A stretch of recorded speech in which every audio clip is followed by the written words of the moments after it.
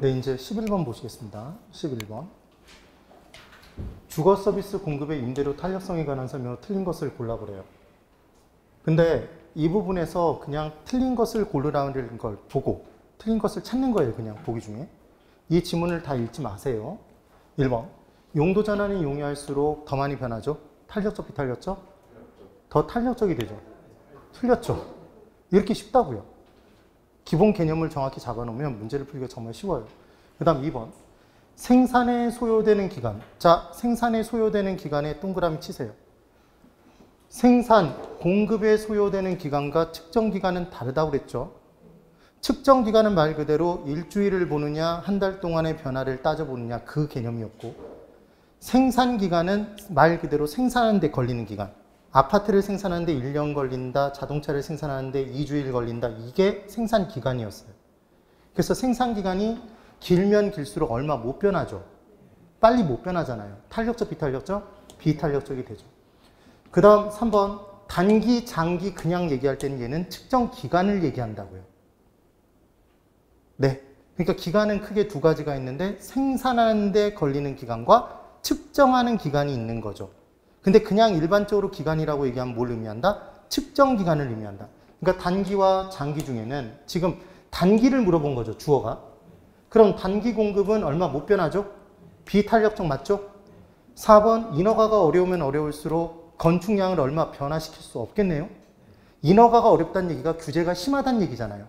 규제가 심할수록 비탄력적? 비탄력적. 5번. 생산량을 늘릴 때 생산요소 가격이 상승할수록.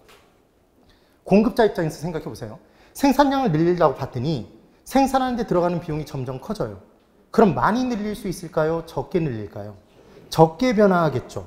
탄력적, 비탄력적? 비탄력적이 되는 거예요. 그렇게 문제를 풉니다. 12번.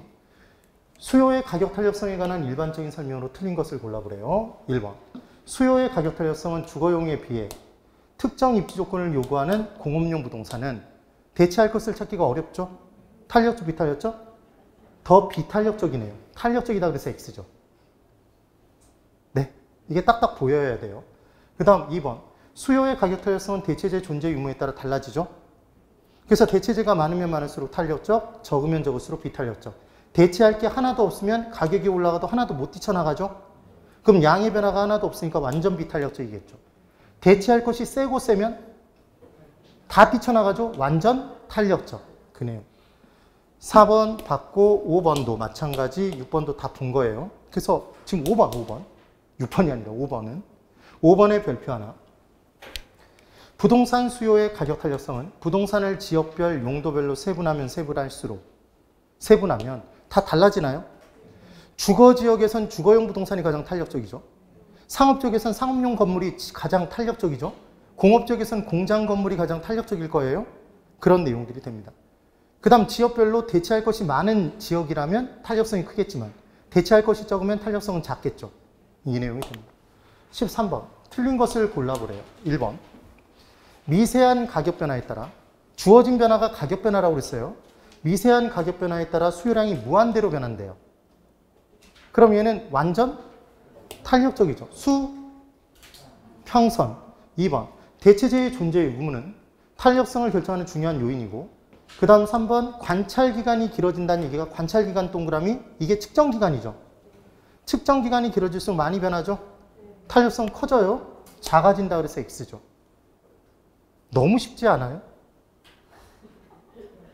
너는 쉽겠지만 나는 어렵다 그러면 안 돼요. 그래서 우리가 이론 공부할 때 빨리빨리 푸는 방법을 제가 계속해서 설명을 드리기 위해서 노력을 했던 거예요. 이걸 누군가는 하나하나 다 외우고 있다고요, 이거를. 그렇게 문제를 푸시는 게 아니라는 거예요. 그 다음 4번. 용도가 다양하면 다양할수록 많이 변화가 가능한가요? 탄력적, 비탄력적? 탄력적이죠. 그 다음 5번. 비탄력적이라는 것은 가격 변화율보다 적게 변하는 거죠. 주어진 변화보다. 수요량의 변화가 더 작다는 걸 의미한다. 5. 14번. 틀린 것을 고르래요. 1번. 수요의 가격 탄력성이 비탄력적이라는 건 주어진 변화보다, 주어진 가격 변화보다 수요량의 변화가 적은 거죠. 크다가 틀렸죠, 지금. 2번. 대체재가 더 등장했대요. 대체할 것이 많아졌으니까 탄력성 커지네요. 3번 용도 전환에 대한 규제가 완화되면 완화될수록 더 많이 변화가 가능하겠죠? 탄력적이 되죠? 그러니까 탄력적이면 더 기울기는 완만해지죠. 완경사를 보이게 된다. 맞죠? 이게 기울기가 작아진다는 얘기잖아요. 4번 어떤 재화의 가격이 상승한 결과 공급자의 전체 수입이 증가했대요. 윽박 질렀더니 공급자의 총수입이 증가했대요. 그럼 수요자는 힘이 세요, 약해요? 힘이 약한 거죠. 비탄력적인 거죠. 맞나요? 이렇게 문제를 푸는 거라고요. 그 다음 5번. 장기 수요 곡선이, 지금 장기 수요 곡선이죠? 얘가 주어인가요? 더 많이 변화하죠?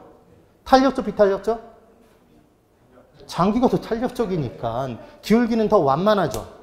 기울기 완만한 것이 일반적이다. 제가 뭘 안 읽는지 이해가 되시나요? 무엇 보다를 읽지 않잖아요. 그게 문제를 푸는 요령이라고요. 그 다음 15번. 틀린 것을 고르랍니다. 1번. 자, 30회 때 시험 문제 1번. 이 부분 수요의 가격 탄력성이 완전 탄력적일 때 얘 수평선이죠, 여러분? 수평선이에요. 그럼 뭐는 변하지 않아요? 가격 변하지 않는다고 그랬죠? 근데 지금 원래는 수요의 가격 탄력성이 변하면 뭐가 변해요? 우리 항상 공급이 증가 감소함에 따라 가격의 변화, 량의 변화를 따졌죠. 근데 얘는 수요의 가격 탄력성의 수요네요. 문제가 다른 문제와 다르죠. 그래서 수요가 증가하면 얘가 위로 뜬단 말이에요. 그래서 가격이 원래 올라가는데 얘가 이의신청 들어갔어요. 이의신청. 그래서 행정심판을 거쳐서 행정소송까지 걸쳐서 이번에 결정이 났대요. 며칠 전에. 그래서 얘가 옳은 문장으로 바뀌어버렸어요. 행정소송이 이번에 받아들여져서. 그래서 117명인가가 추가로 합격이 된대요. 그러니까 이 부분의 문제가 다시 나올 가능성은 없다는 얘기예요. 그 다음 2번. 오피스텔에 대한 대체재가 감소한대요. 그럼 대체할 것이 작아지면 비탄력적이 되죠. 탄력성 작아지는 거 맞죠? 공급의 가격 탄력성이 수요의 가격 탄력성보다 작대요. 공급이 작죠, 탄력성이. 그러면 공급자가 힘이 약하니까 공급자가 더 많이 부담하죠? 그러니까 공급자가 세금 부담이 더 큰 거죠. 제가 지금 계속 뭐뭐 보다를 안 읽죠. 그게 포인트란 얘기예요. 그 다음 4번. 임대주택 수요의 가격 탄력성이 1인 경우 단위 탄력적이죠. 임대주택의 임대료가 하락하더라도 전체 수입은 변화가 없죠. 아까 단위 탄력적이면 가격 올리면 꼭 그만큼 수요량 감소, 수량 감소. 가격을 내려도 꼭 그만큼 수요량 증가, 수량 증가. 그럼 곱한 것 총수입은 무조건 불변. 그 얘기죠. 5번. 임대주택을 공급하는 기간이 짧을수록. 이게 공급하는 기간이죠, 여러분. 얘 측정 기간 아니에요. 그럼 공급하는 기간이 짧아질수록 좀 더 탄력적이 되죠. 맞나요? 탄력성 커지는 거 맞잖아요. 이렇게 문제를 풀어주시면 됩니다. 그 다음 16번. 이거 설명 다 들어놓고도 이제 이상한 얘기를 할 수 있기 때문에 지금 얘는 원래 개념으로 따지면 1번이 틀린 건데 얘 가격이 상승해요, 실은. 그런데 이때 이 내용 행정소송까지 들어가서 얘도 옳은 문장으로 바뀌어버렸으니까 이 부분은 아예 볼 필요가 없다는 말씀을 드린 거예요. 됐죠? 네. 그 다음 16번. 옳은 것을 골라보랍니다. 1번. 특정 재화에 소요되는 기간. 자, 칠판. 여기를 읽으시는 거예요. 생산에 소요되는 기간이죠. 생산 기간을 얘기합니다. 얘가 장기일수록 얼마 못 변하죠, 빠르게. 탄력적, 비탄력적? 비탄력적이 되죠. 1번 틀렸죠, 그래서. 2번. 대체적 사용이 가능한 재화의 수가 많거나 용도 변경을 제한하는 법규가 많을수록. 그러면 지금 대체적 사용이 가능한 재화 수가 많은 건 탄력성이 되죠. 탄력적이에요? 그럼 공급곡선의 경사도는 완만해지죠. 얘 틀렸죠.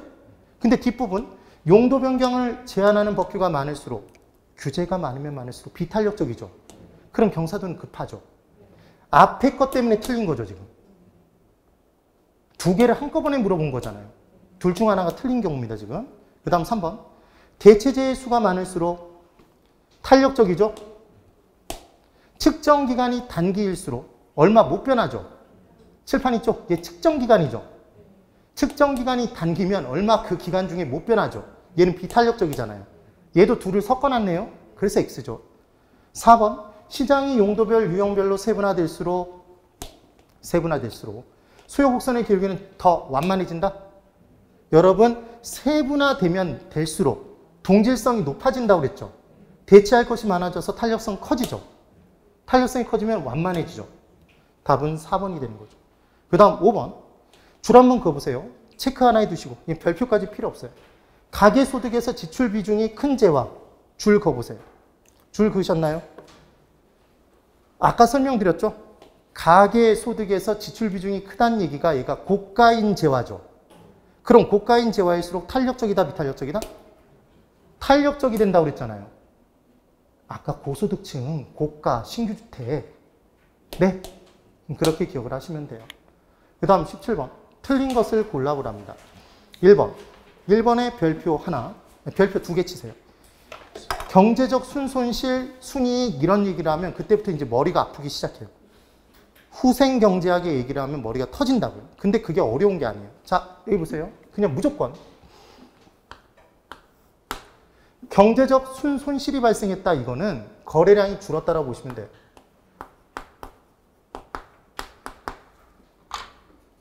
네. 뭐와 뭐를 똑같이 보면 된다? 경제적 순손실과 거래량을 똑같이 보시면 돼요. 그러니까 전체적인 경제적인 순손실인지 순이익인지를 판단할 때는 공급자 잉여, 소비자 잉여, 그 다음 정부가 누리는 잉여를 다 합쳐요. 셋을. 그러면 보세요. 수요 곡선이 변하지 않을 때 세금 부과가 이루어졌대요. 그럼 세금 부과에 의해서 공급은 증가하나요? 감소하나요? 아니, 잠깐만. 세금을 전에보다 부동산 관련 세금을 많이 부과해요. 그럼 공급이 증가해요? 감소해요? 감소하잖아요. 그럼 공급이 감소하면 거래량이 늘어요? 줄어요? 지금 수요는 변하지 않는데 공급이 주니까 당연히 거래량이 줄겠죠. 그러면 정부 입장에서는 세금이 더 거쳐서 정부 입장의 잉여는 커졌는데, 이익이 커졌는데 거래가 줄어버리면 소비자가 누리는 이익과 공급자가 누리는 이익은 줄잖아요. 거래량이 감소하면 그럼 경제적 순손실이 커지겠죠. 그래서 문제 풀 때 경제적 순손실 이꼴은 뭐다? 거래량의 감소라고 생각하시면 된다고요. 네. 그러면 자 보세요. 이게 얼마나 쉬운 문제인지를 판단해야 돼요. 세금 부과가 이루어졌죠? 공급이 비탄력적이래요. 그럼 공급이 비탄력적이면 우리 어떻게 풀었죠? 이렇게 풀었잖아요. 아까 풀듯이. 그럼 비탄력적일수록 거래량의 변화는 커요? 작아요? 작은 거죠. 거래량 변화가 작죠. 그럼 경제적 순손실은 적게 이루어지겠죠.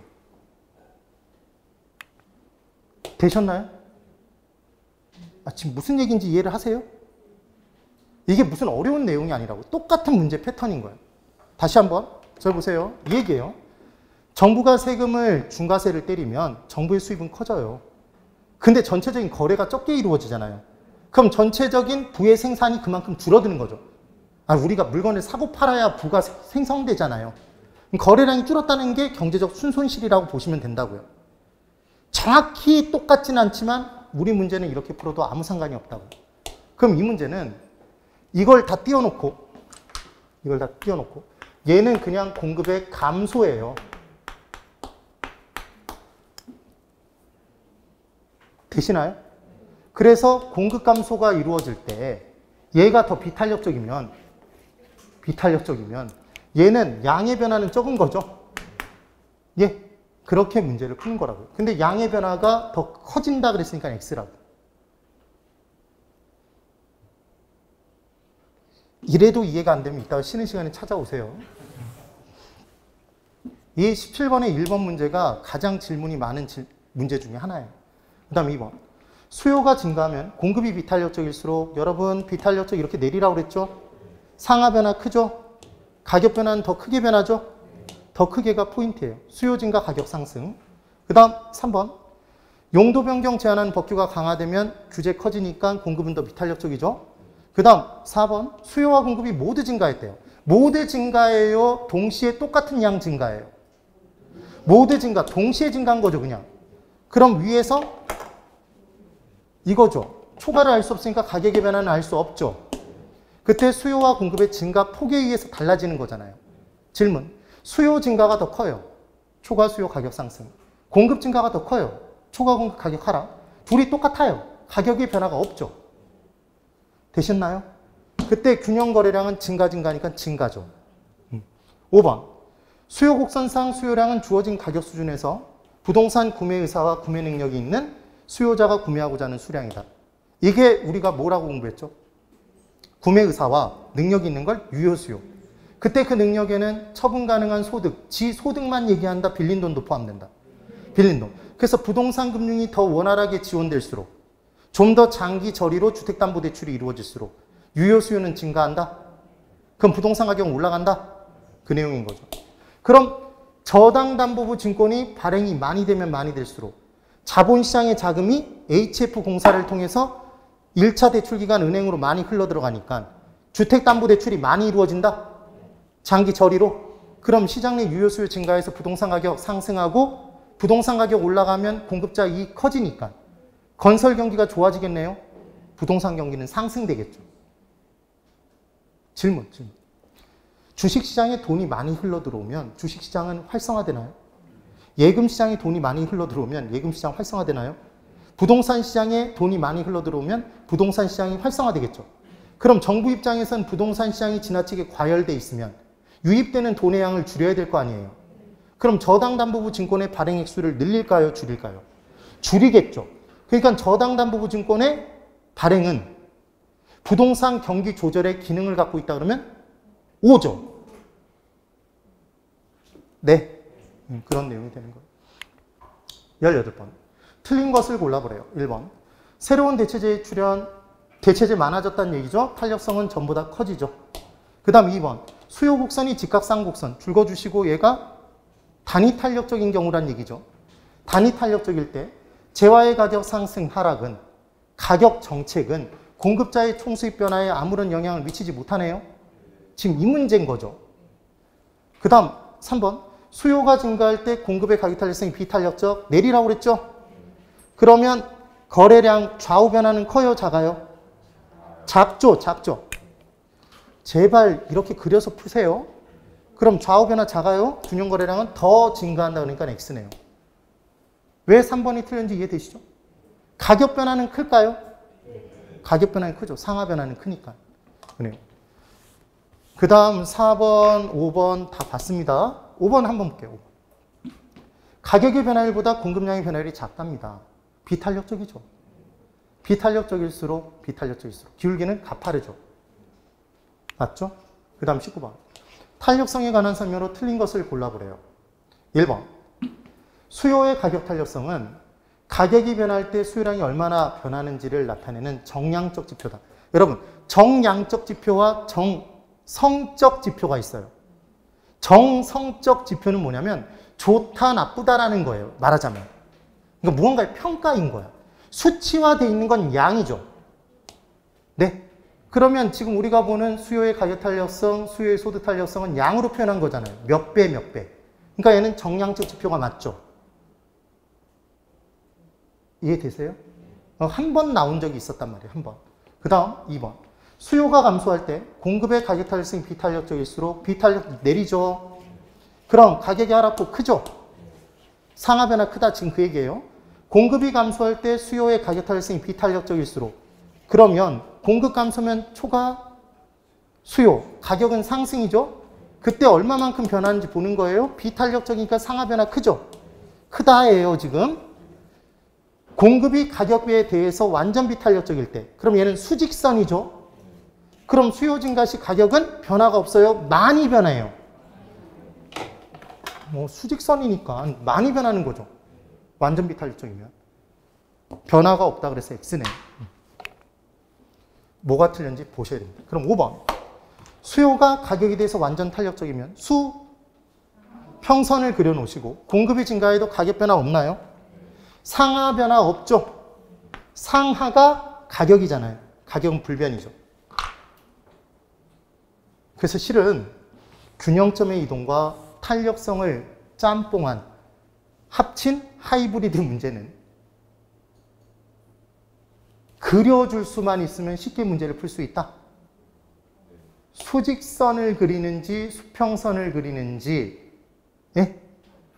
그려주면 문제를 풀기가 쉽다는 거예요. 상하 변화는 가격의 변화고 좌우 변화는 양의 변화다. 그 얘기입니다. 20번. 틀린 것을 골라보래요. 자, 1번. 용도의 다양성이 클수록 탄력성 커지네요. 규제가 완화되면 완화될수록 더 많이 변하니까 탄력성 커지죠. 5. 2번. 수요의 소득 탄력성은 수요량의 변화율에 대한 소득의 변화율인가요? 소득의 변화율에 대한 수요량의 변화율인가요? 자, 칠판 여기. 제가 이렇게 풀라고 그랬죠. 가리라고 그랬죠. 얘 무엇의 탄력성? 수요의 탄력성. 수요량이 변하는 정도를 따지는 거죠. 스타킹의 탄력성은 스타킹이 변하는 정도. 수요의 탄력성은 수요량이 변하는 정도예요. 그때 그냥 변하다 주어진 변화가 있어서 주어진 소득 변화에 따라 수요량이 변하는 정도죠. 얘 분모분자 바꿔놨죠? 잡아내셔야 된다는 얘기입니다, 지금. 그래서 수요의 소득 탄력성이 플러스 값을 가지면 플러스인 게 같은 방향 움직이는 게 정상이죠? 정상제. 앞부분이 틀렸네요. 시험 문제 푸는 요령. 문제를 본다. 모르겠다. 근데 무엇에 대한 무엇의 크기다가 있으면 그거 꾹 찍고 신의 가호를 빈다. 왜냐하면 분모분자를 바꿔놨을 가능성이 매우 높기 때문에. 우리 시험에 정말 좋아하는 문제 중에 하나예요. 그 다음 3번. 수요 곡선의 기울기가 완만할수록. 줄 거보세요.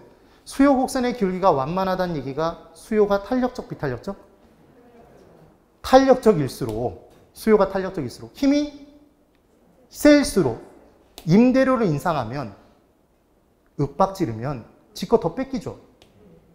힘이 센 애한테 힘이 셀수록 걔한테 윽박지르면 임대업자의 총수는 감소할 거잖아요. 지금 그 얘기죠. 그 다음 4번, 5번은 다 봤죠. 네.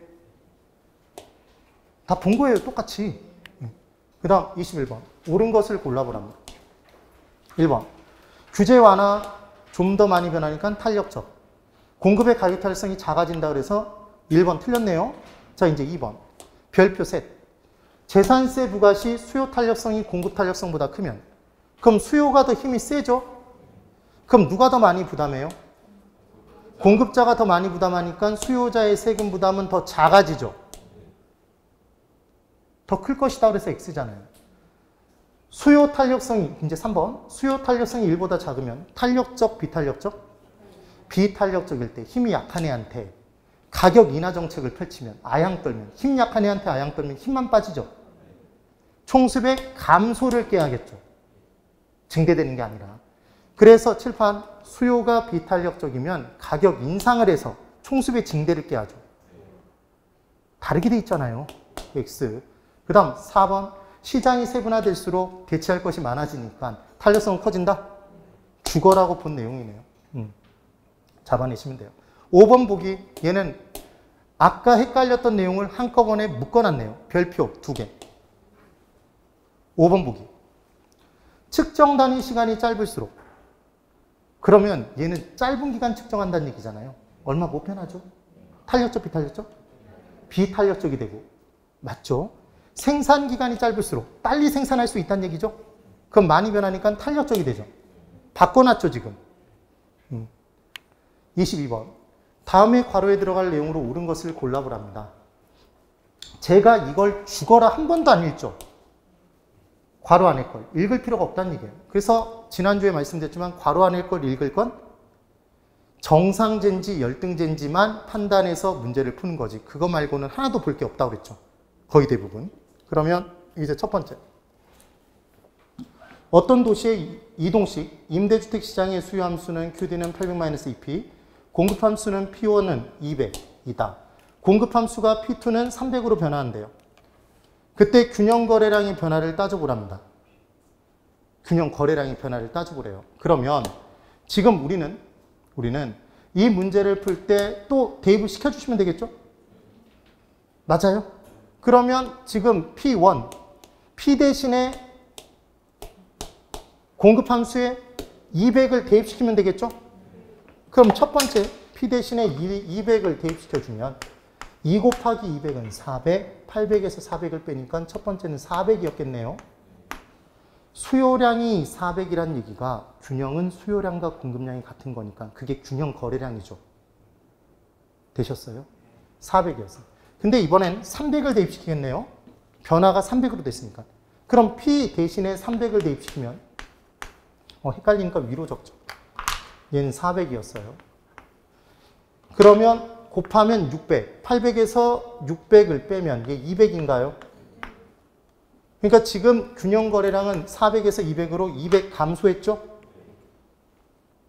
맞죠? 이렇게 문제를 풀어요. 그래 놓고 뭘 줬냐면 공급 곡선은 가격에 대해서 완전 탄력적인지 완전 비탄력적인지를 줬어요. 그려보면 돼요. 그리기 전에 대답해 보세요. 공곡선이 이렇게 그려졌어요. 얘 뭐예요?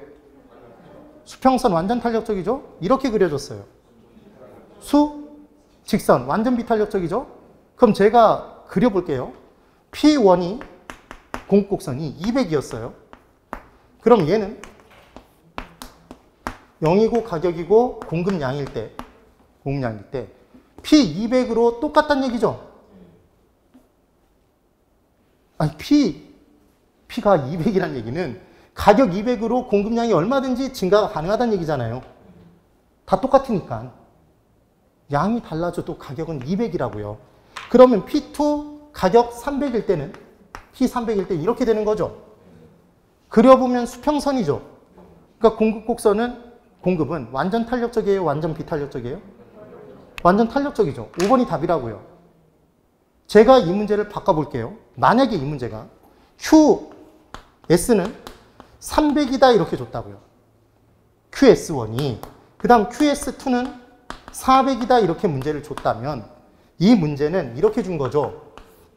0이고 가격이고 공급량일 때 공급량이 PS1은 300으로 동일하다는 얘기잖아요.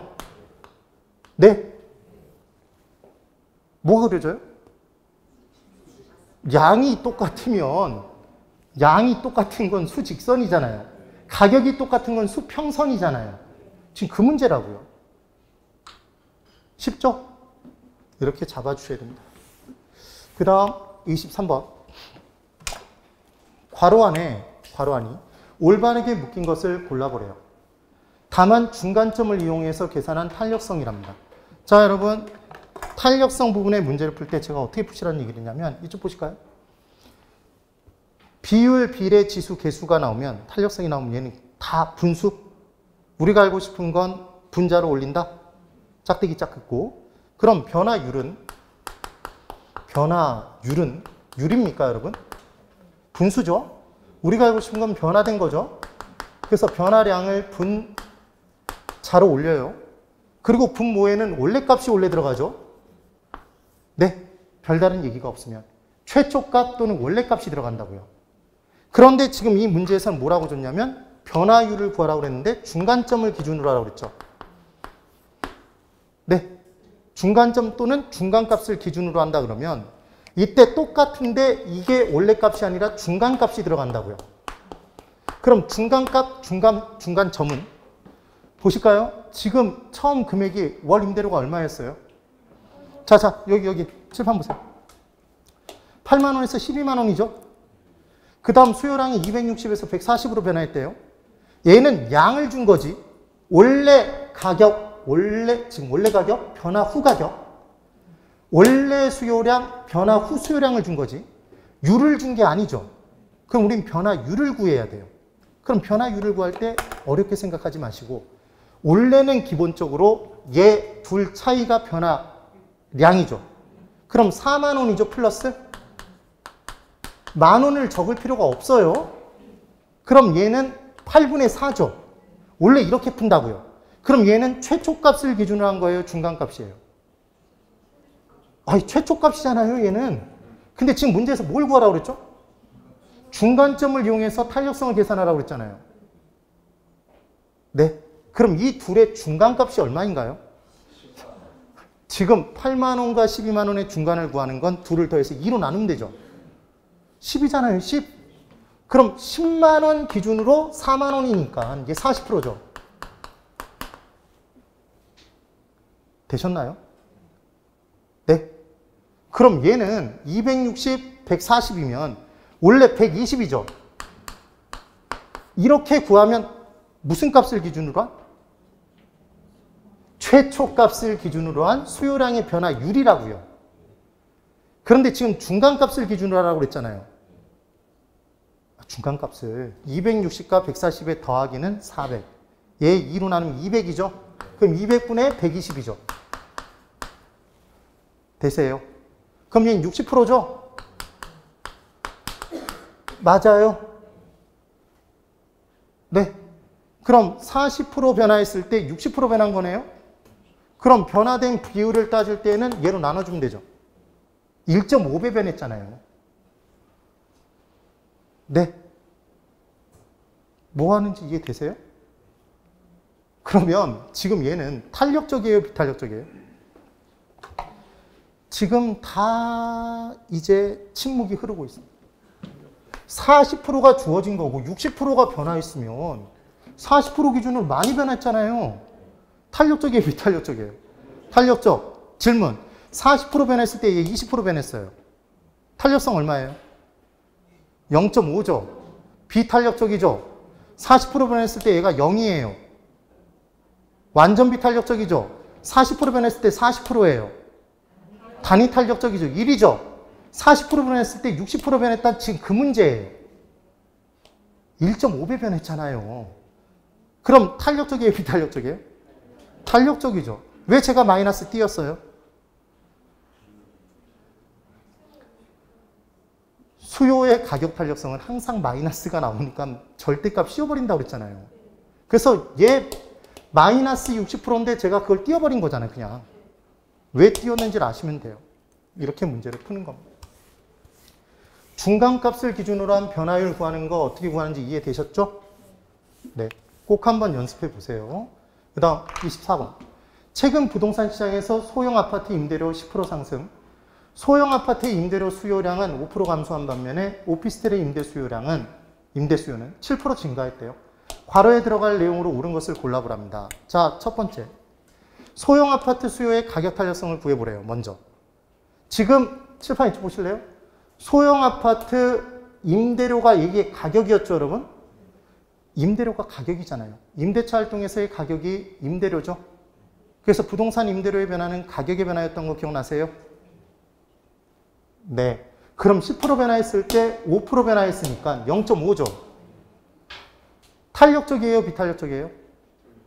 다시 0.5라는 걸 몰라도 10% 기준으로 5% 변하면 더 많이 변했어요, 적게 변했어요? 적게 변했으니까 비탄력적이라고요. 네? 비탄력적. 그러면 이 둘의 관계는 물어봤죠. 원래 출제자는 어떤 의도에서 물어본 거냐면 실은 소형 아파트 임대료 10% 상승, 오피스텔 수요, 임대 수요 7% 증가. 그럼 두 재와 교차 탄력성이죠? 플러스니까 플러스죠? 플러스는 대체제죠? 그래서 대체자를 찾으라는 건데 저는 그렇게 안 푼다고요, 이 문제를. 소형 아파트와 오피스텔은 무조건 현실에서의 관계가 뭐예요? 대체제예요. 부동산학, 우리가 처음에 부동산학의 개념을 공부할 때 학문적 특성이 경험과학이었던 거 기억나세요? 이미 경험했던 걸 학문으로 만든 학문이라면서요. 가상의 이론을 만드는 게 아니라 실생활에 응용하기 위해서. 그럼 실생활에서 소형 아파트와 오피스텔이 같이 사용됨에 따라 만족도가 커지는 보완관계인 경우가 없단 말이에요. 얘 아니면 얘지. 그러니까 대체제라고, 무조건. 답은 그러니까 대체제 중에서 찾는 거라고요. 네? 답이 지금 5번이 되는 거예요. 네. 그래서 아까 제가 주거용 부동산 두 개를 놓고 보완제라는 가정하에 문제를 푼 내용이 쓸모가 없다고 얘기했던 거예요. 그렇게 문제가 나오지 않으니까. 자, 다시 25번. A 부동산에 대한 수요의 가격 탄력성과 소득 탄력성을 각각 줬습니다. 탄력성 둘이에요. 질문. 가격은 소탄에 곱해요? 가탄에 곱해요? 소는 소탄에, 가는 가탄에 곱하죠. 가격은 가격 탄력성이 곱하고 소득은 소득 탄력성이 곱해야지 반대로 곱하면 밑을 친 거예요. 되세요? 그럼 바로 수요량이 나온다고 그랬죠. 그때 주의할 건 수요의 가격 탄력성 부분은 플러스로 보이지만 반대로 움직이는 거였죠. 그래서 가격이 올라갔다 그러면 수요량 감소라고 그랬다는 게 기억나시면 되는 거예요. 해볼까요? 그러면 이게 얼마나 쉽냐면 암산. 가탄이 0.9, 소탄이 0.5, 가격이 2% 상승, 소득이 4% 증가 이렇게 줬죠. 그럼 가격 2%를 어디에 곱해요? 가탄에. 2 곱하기 0.9, 1.8? 마이너스 1.8이죠. 수요의 법칙. 그러면 지금 0.5 소탄에 소득 4% 곱하죠? 2%죠. 4 곱하기 0.5, 2. 그럼 얘는 2% 증가죠? 플러스니까 지금. 그럼 2% 증가에 마이너스 1.8% 더하면 0.2% 증가겠죠. 전체적으로. 지금 그 얘기잖아요. 암산도 되죠. 그 다음 26번. 어느 지역의 아파트 수요량이 12% 증가했대요. 아파트 수요의 가격 탄력성이 0.3이라면 오피스텔 가격의 변화는 얼마입니까? 이렇게 문제를 줬습니다. 자, 보세요. 아파트는 정상재고 가격 탄력성은 절대값으로 나타내며 다른 조건은 동일하대요. 그럼 이 문제를 풀 때, 수요량 12% 증가했다고 줬어요. 가격 탄력성 0.3이죠? 맞나요? 이거 문제 얘로 바꿔야 돼요. 이거 오피스텔 나오면 못 맞춰요. 얘도 아파트인 거예요, 아파트. 아파트 가격 변화를 물어본 거예요. 아니, 주어진 내용으로는 못 구한다니까. 네. 그래서 이제 이 부분의 문제를 풀면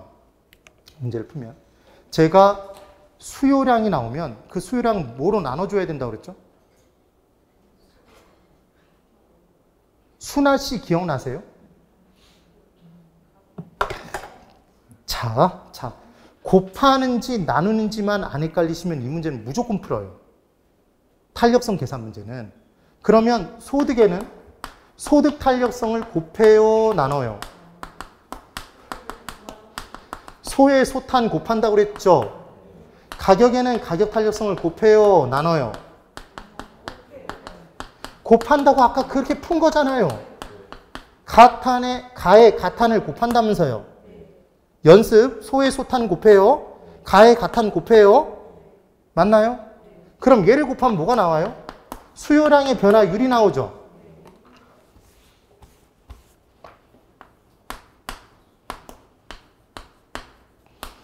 네. 그러면 우리는 얘를 알고 싶어요, 만약에. 그럼 문제에서 이 둘을 줬을 거 아니에요. 그럼 수요량이 있으면 얘로 나눠야 나오죠. 네? 얘를 알고 싶어요. 수요량이 있으면 얘로 나눠야 나오죠. 그래서 순아 씨를 기억하는 거라고. 수요량이 나오면 무조건 나누는 거예요. 주어진 나머지 하나로. 이게 문제를 푼 요령이라고요. 되셨나요? 네. 그럼 저는 이 문제를 받아들이고 어떻게 푸냐면 얘 수요량 12% 증가 줬죠? 그럼 가격 탄력성을 줬죠? 가격 변화가 얼마인지를 물어본 거예요, 지금. 가탄 주고 가를 물어봤다고. 그러니까 이게 오피스텔이면 이게 오타라고, 오타. 오타라고요, 오타. 그러면 이걸 나눠주면 12 나누기 0.3 하면 40%죠. 답이라고요, 그냥 끝. 곱할지 나눌지만 알면 되잖아요. 됐습니다. 그 다음 이제 27번. 그래서 순아 씨를 그렇게 외우라고 말씀을 드린 거죠. 아파트에 대한 수요의 가격 탄력성 0.6이래요. 소득 탄력성 0.4랍니다. 오피스텔 가격에 대한 아파트 수요의 수요량의 교차 탄력성은 0.2래요. 0.2. 그래 놓고 아파트 가격, 아파트 수요자의 소득, 그러니까 가격, 소득, 오피스텔 가격 다 줬죠. 다 얼마씩 상승했대요? 3%. 그럼 다 각각 3%씩 곱하면 되잖아요. 곱해볼게요. 얘 3 곱해요. 얘 3 곱해요. 얘도 3을 곱합니다. 그럼 곱하면 1.8이죠. 근데 얘가 마이너스죠. 왜 마이너스예요? 가격이 상승하면 수요량 감소잖아요. 얘는 감소죠. 그럼 얘 곱하면 얼마예요? 1.2죠. 얘 곱하면 0.6이죠. 더하면 1.8이죠. 마이너스 1.8에 1.8이면 0이죠. 그래서 변화 없음이 답이잖아요. 아, 탄력성이 3개나 주어져서 무슨 복잡한 문제 같지만 그냥 곱해버리면 끝나는 거죠. 그냥. 곱하고 더해버리면. 네. 모르겠으면 꼭 쉬는 시간에 질문하세요. 쉬는 시간에. 그 다음 28번. 탄력성 계산 문제는 절대로 포기하시면 안 돼요. 정말 쉬워요. 정말. 어느 지역의 오피스텔에 대한 수요의 가격 탄력성 0.6, 소득 탄력성은 0.5이다. 이렇게 줬죠. 오피스텔 가격이 5% 상승함과 동시에 소득이 변해서, 자, 지금 소득이 얼마만큼 변했는지를 몰라요. 소득이 변화가 같이 됐대요. 가격 상승과 함께. 그럼 지금 가격 변화와 가격 이외의 변화가 동시에 나타나서 수요량이, 전체 수요량이 변한 거죠. 맞나요? 그러면 이 문제를 풀 때 저는 어떻게 푸냐면 이렇게 푼다고요. 가격을 줬죠, 여러분. 가격은 어디에 곱해요? 가탄에 곱해요. 그럼 5% 상승에 0.6 곱하면 3% 감소죠. 마이너스 3%여야 됩니다. 그런데 최종적으로 1% 감소로 끝났다고 돼 있죠. 네. 그러면 가격 이외 요인 변화, 소득 변화에 따라 얼마 변한 거예요? 3% 감소해야 되는데 1% 감소로만 끝났다면 다른 요인에 의해서 얼마만큼 변한 거예요? 이걸 몰라요? 이거 모른다고 지금 X. 그럼 얘 넘기면 플러스 2지. 여러분 잠깐만. 3개가 감소해야 되는데 1개만 감소로 끝났다고요. 그럼 뭐가 변한 거예요? 얼마만큼? 플러스 2가 이 사이에 숨어 있는 거잖아요. 다시. 얘가 2예요, 2. 가격 변화에 의해서 3% 감소인데 최종적으로 2% 증가로 끝났다고요. 그럼 얘는 얼마 변한 거예요? 5 변한 거잖아요, 5. 이걸 문제를 계속 내는 거라고요, 지금. 그럼 얘가 2죠. 플러스 2잖아요, 여러분. 얘 수요량이죠. 순화시죠. 순화시죠, 순화시. 그럼 나머지 소득 탄력성은 나눠주면 되죠, 지금. 순화시니까. 그럼 2를 0.5로 나누면 얼마죠? 4죠, 4. 네. 그래서 저는 이걸 암산해요. 암산해 볼게요. 이렇게 한다고요. 그냥 계산기를 이렇게만 두들기고 말아요. 얘를 딱 받아들자마자 소득 변화율을 물어봤어. 그러면 이제 이 부분에서 곱해요. 가에는 가탄을 곱합니다. 이게 만약에 소득 변화를 주고 가격 변화율을 물어보면 반대로 들어가면 되겠죠. 그래서 가격에 가탄을 곱했어요. 3이죠. 3% 감소죠. 근데 1%만 감소했다 그러면 2% 증가한 거죠. 네. 2 나누기 0.5만 하고 그냥 끝낸다고요. 그럼 4가 튀어나온다고. 그럼 정확히 20초 만에 풀어요. 29번. 29번. 오늘 이 수업을 들은 다음에 반응, 댓글이 뭐가 올라올지 이제 거의 눈에 선한 게 너는 쉽겠지, 너는. 이 얘기를 또 적는 사람이 분명히 있을 거예요. 근데 그걸 그만큼 반복을 해줬다고요, 실은. 반복을 하면 반복한 만큼 쉬워져야죠. 똑같이 어려운 게 아니라. 29번. 아파트에 대한 수요 임대료 탄력성 0.5, 소득 탄력성 0.3. 똑같은 포인트잖아요. 똑같이. 자, 볼게요. 이제 암산할 거예요. 고개 다 드세요. 여기 다 보세요. 이거 못 맞히면 안 쉬워. 안 쉴 거예요. 안 쉴 거예요. 0.5, 0.3이에요. 그때 임대료가 8% 상승했대요.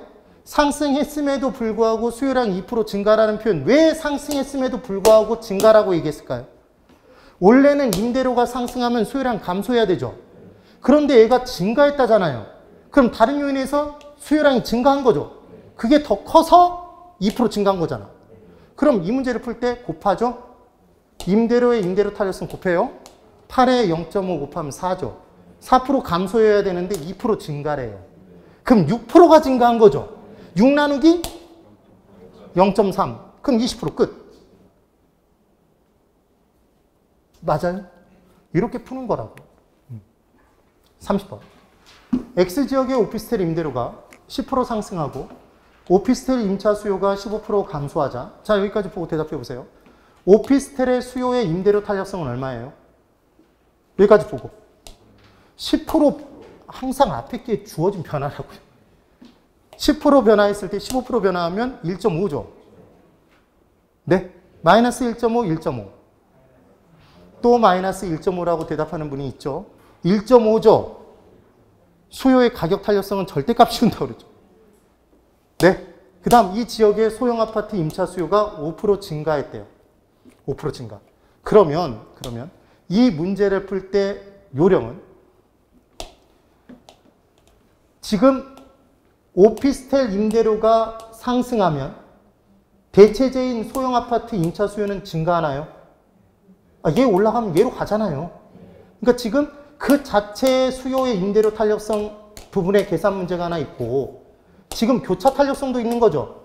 교차 탄력성 얼마예요? 0.5죠. 10변화했을 때 5변하면 0.5배 변한 거잖아요. 계산기 안 두들겨도. 플러스 0.5죠. 그럼 얘는 대체재죠. 우린 대체재인 줄 알고 풀었죠.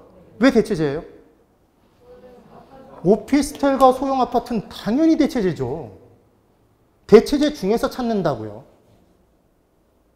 네. 그때 소형 아파트 임차 수요의 교차 탄력성은 0.5죠. 답 몇 번? 4번. 지금 얘는 함정이었죠, 그냥. 얘는 계산할 필요가 없는 거죠, 지금. 수요의 임대료 탄력성은. 물어본 게 교차 탄력성과 관계만 물어본 거니까. 그네요. 그 다음 31번. 27의 문제. 자, 쉬운지 볼게요. 암산할 겁니다. 여기만 보세요. 아파트에 대한 다세대 주택의 관계. 아파트와 다세대 주택은 대체재죠. 보완제인 거 지우고 출발한다고요. 보완제 찍고 나오면 정말 환장을 노리신 거예요, 진짜로. 그 다음 이제 문제를 풀 때 여기서 애매하게 딱 하나를 속여놓은 걸 봐야 돼요. 아파트 매매 가격이 16% 상승함에 따라 다세대 주택의 매매 수요량 8% 증가라고 줬죠. 그럼 얘를 딱 보자마자 얘 0.5배인가요? 네. 두 제하니까 얘는 교차 탄력성이죠. 교차 탄력성이죠, 지금. 그 다음 아파트 매매 수요량 4% 감소했죠. 16% 기준으로 4%면 모르겠으면 4를 16으로 나누면 된다고 그랬죠. 그럼 얼마? 0.25죠. 4분의 1이니까. 네. 모르겠으면 반응된 걸 주어진 걸로 나누시면 된다고요. 주어진 걸로. 그럼 얘는 4분의 1, 0.25고 얘는 0.5겠죠. 지금 그 얘기인 거예요. 그 다음 다세대 주택과 이제 아파트에 대한 관계가 무엇이냐 이것까지 준 거죠. 우린 대체재라는 걸 알았어요. 그런데 이 문제를 풀 때 지금 A가 뭔지 보세요. 아파트 매매 수요의 가격 탄력성이죠. 순서상 첫 번째 건 교차 탄력성인데. 그럼 우리는 이 내용대로 0.5, 0.25, 그 다음 이렇게 찾기 쉬울 거 아니에요. 답을 그래서 몇 번 체크하기 쉬운데. 3번이라고 체크하기 쉬운데 지금 순서를 바꿔놨죠. A와 B를. 네. 그래서 답은 몇 번이다? 지금 A가 이걸 먼저 물어본 거잖아요. 0.25를. 네. 순서가 바뀌어야 되는 거죠. 그래서 1번이 답이다라는 거. 그 내용대로 A, B, C를 제대로 안 찾아가면 첫 번째와 두 번째 걸 바꿔놨다는 게 이 문제의 포인트라고요. 기출문제인데. 치사하게 실이. 그래서 이 문제 거의 대부분 틀린 사람 몇 번 찍고 틀렸냐면 3번 찍고 틀렸다고요. 3번 찍고. 그 다음 이제 이 부분의 문제를 또 어떻게 푸나 보세요. 풀어볼게요. 자, 아까 풀었던 내용대로 똑같이 풀어볼 겁니다. 무조건 수가 나오면 나눠요. 순하씨 따라해보세요. 순하씨. 예, 그러면 아파트에 대한 다세대 주택 수요의 교차 탄력성을 구해보래요. 얘 탄력성 구하는 게 문제입니다, 이번엔. 그럼 무언가로 나눠야 얘가 나오죠? 네. 곱해서 나오는 게 아니라는 걸 느껴야 돼요. 그럼 이제 볼게요. 가구 소득이 10% 상승하고 아파트 가격은 5% 상승했을 때 다세대 주택의 수요는 8% 증가했대요. 전체 변화는 8% 증가죠. 그때 다세대 주택 수요의 소득 탄력성이 0.6이래요. 그러면 지금 이 0.6 소득 탄력성은 어디에 곱해요? 어디에 곱해요? 소타는 소에 곱하라고 그랬죠? 그럼 10%에 0.6 곱하면 6%죠? 6%여야 되는데 8%로 끝났다고요. 그럼 얘는 얼마예요? 플러스 2%죠? 그럼 얘 수요량 뜬 거잖아. 그럼 얘를 뭐로 나눠요? 아직 이용하지 않은 게 하나 있죠? 얘만 이용하지 않았잖아요. 얘로 나눠주면 탄력성이 나오는 거죠. 교차 탄력성이. 네. 5분의 2는 0.4. 어떻게 풀었는지 이해되세요? 이해되셨으면 고개를 끄덕끄덕 해보세요. 난 정말 모르겠다. 가로 저어보세요. 끄덕이지도 않고 젖지도 않는다는 얘기는 내 마음 나도 아직 잘 모르겠다. 지금 그 상태인 거죠, 지금. 아는 것도 같고 모르는 것도 같고. 연습할 겁니다, 연습. 여기 보세요. 여러분들이 얼마나 쉬운 걸 갖고 계속 헷갈리고 있냐면 우리가 똑같은 내용을 계속 반복한 거예요. 가격이 변해도 수요량 변해요? 그렇다고 그랬죠? 가격 이외의 요소가 변해도 수요량 변하죠. 그래서 수요의 변화도 동일한 가격에서 수요량이 변화하는 건 똑같다고 그랬잖아요. 그래서 수요의 변화는 수요량이 변화하는 것이 아니다 그러면 X였죠. 그래서 이 둘의 공통점은 가격이 변하든 가격 이외의 요소가 변하든 해당재와의 수요량이 변화하는 거죠. 그러면 우리는 전체 수요량의 변화를 따질 때에는 이 둘을 더하겠네요. 이 둘의 요소를 더해야 전체 수요량이 나오겠죠. 그런데 가격 부분에서는 얼마만큼 얘가 변하는지 주는 게 가격 탄력성을 계속 주는 거고 이게 보통 소득으로 주는 거죠. 근데 대체재 가격으로 주는 경우가 있다는 얘기죠, 지금. 그럼 교차 탄력성이 나오는 거고, 대체재면. 여기에 곱하는 게 교차 탄력성이고 이게 소득이면 소득 탄력성인 거죠. 그럼 얘들을 곱하잖아, 지금. 그럼 얘들이 나오죠. 근데 중요한 건 얘는 반대로 가죠. 얘가 올라가면 얘 반대로 간다고요. 얘 내려가면 얘 반대로 증가하죠.